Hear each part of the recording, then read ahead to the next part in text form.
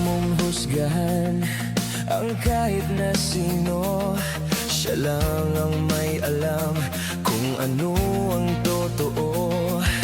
Huwag mong husgahan ang puso ng iba. Puso mo lang naman ang iyong kilala. Siya raw ang may sala, akala mo lang yun. Marami siyang mali, maling-mali po yun. Di siya totoo, hindi yun ganon. Baka naman kasi akala mo lang yun.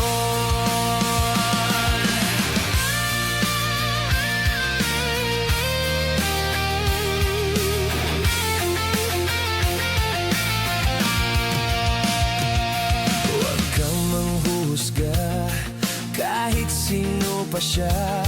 Huwag kang magsalita, baka sumablay ka. Huwag mong husgahan